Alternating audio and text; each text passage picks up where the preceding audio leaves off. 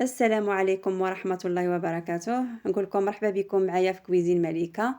اليوم كما راكم تشوفوا راني جبت لكم تحلية بسيطة خفيفة وظريفة. نروحوا لطريقة التحضير. هنايا نجيبوا زوج كؤوس تاع الحليب، زوج كؤوس ونصف تاع الحليب، يعني حليب عادي، ونزيدوا نص كاس نتاع الليمون. واللي يحب يبدلو يعني يكون عنده برتقال تقدري ديري تستعملي نص كاس تاع البرتقال.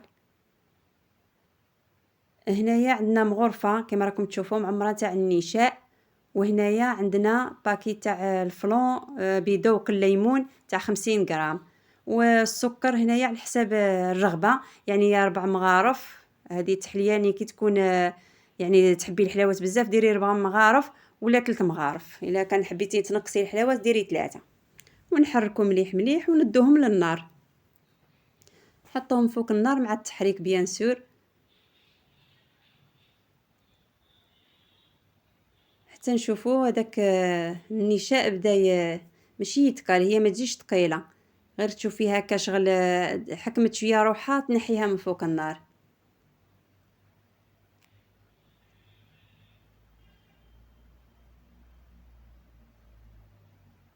وهاي ليك من بعد ما وجدت لنا تجي هكا القوام تاعها. هنايا عندي كاس الا اصبع نتاع جوز الهند، يعني هذا يزيد لها ذوق روعه، يعني سورتو الناس اللي تحب جوز الهند. وهنايا مغرفة صغيرة تاع لافاني، وفي الأخير مغرفة كبيرة تاع المارغرين أو الزبدة اللي تكون متوفرة عندك. ونحركو مليح مليح حتى تذوب لنا المارغرين.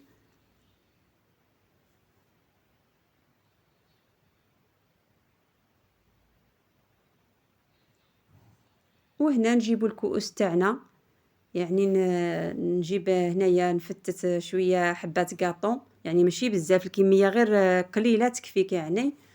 والقاطو هذا تحبي تفتيه هكا كيما درتو انايا، ولا يعني يكون مرحي عندك وديريه في القاع تاع الكؤوس، الطريقة اللي حبيتي استعمليها.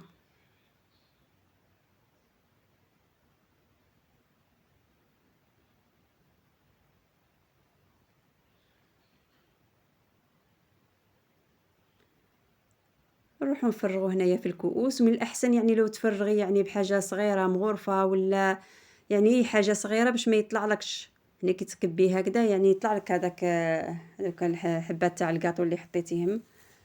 ولا كان استعملتي يعني بالمغرفة، ولا استعملتي حاجة هكا تستعمليهم غير بالعقل ما يطلعلكش. نسربيو الكؤوس تاعنا. هنايا انا جاوني 5 كؤوس، يعني كمية يعني لا بأس بها.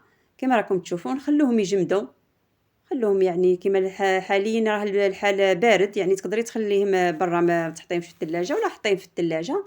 وهنايا كمية قليلة تاع الشونتيي ضربتها، وزدت لها شوية كانوا عنده قطع تاع الشوكولا، ذوبتهم على النار وفرغتهم هنايا كي دفاو شوية، يعني ما كانوش سخونين، يعني قعدوا دافيين. يعني حطيتهم هنايا على الشونتيي وزدت ضربتهم باش يعني يعطينا مذاق يعني هايل، ونزينوا بهم السطح.